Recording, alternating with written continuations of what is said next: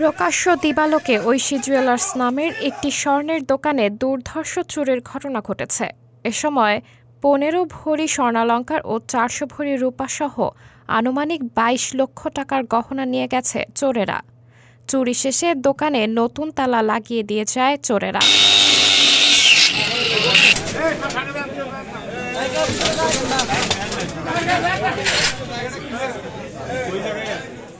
১৯ December বৃহস্পতিবার সকাল ৭:৩০টায় দুর্ধর্ষ চুরির ঘটনাটি ঘটেছে সিরাজগঞ্জের শাহজাদপুরের মনিরামপুর বাজার স্বর্ণপট্টিতে।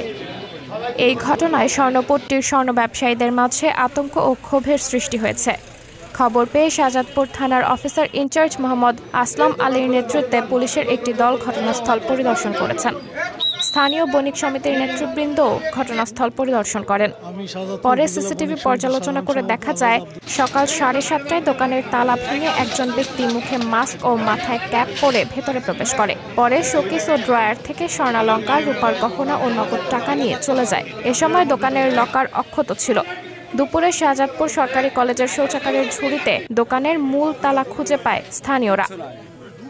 এই বিষয়ে দোকান মালিক রিঙ্কু কুমার পাল বলেন, সকালে ভাগিনা দোকান খুলতে এসে নতুন তালা লাগানো দেখতে পেয়ে আমাকে খবর দেয়। দ্রুত দোকানে এসে ২টি নতুন তালা লাগানো দেখতে পাই। পরে বণিক সমিতির নেতৃবৃন্দকে জানালে তারা ঘটনাস্থলে এসে পুলিশে খবর দেয়।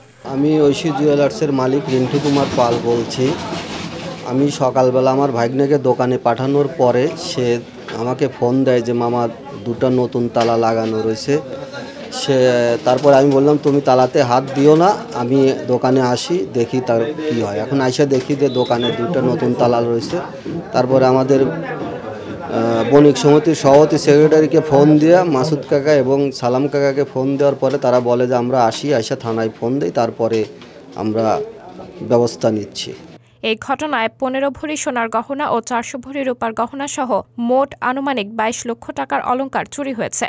এ বিষয়ে শাহজাদপুর থানার অফিসার ইনচার্জ মোহাম্মদ আসলাম আলী বলেন, স্বর্ণপট্টির ঐশী জুয়েলার্সে চুরি হয়েছে সংবাদ পেয়ে দ্রুত ঘটনাস্থলে আসি। দোকানের সিসিটিভি ফুটেজ পর্যালোচনা করা হয়েছে এবং তদন্ত চলছে।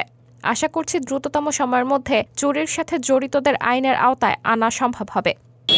আপনারা জানেন, আজকে সকাল 7:30টার দিকে ঐশী জুয়েলার্সের একটা দোকানে চুরি হয়েছে। সেই সংবাদে আমরা এসে প্রাথমিকভাবে যেটা দেখলাম যে একটা দোকানে শাটার তালা ভেঙে দোকানে ঢুকছে একজন, ঢুকে সেখানে তার ডিসপ্লে করে স্বর্ণ কিছু নিয়ে গেছে। আর তার যে মূল যে স্বর্ণগুলো থাকে লকারে, সেই লকারগুলো অক্ষত আছে। আমরা প্রাথমিকভাবে ধারণা করতেছি যে এটা চুরির ঘটনা। যারা এই ঘটনার সাথে জড়িত থাকবে আমরা চাইব দ্রুততম সময়ের মধ্যে তাকে আইডেন্টিফাই করে গ্রেপ্তার করে আইনানুগ ব্যবস্থা গ্রহণ করতে। সাবরিনা জলিল, সবার কথা।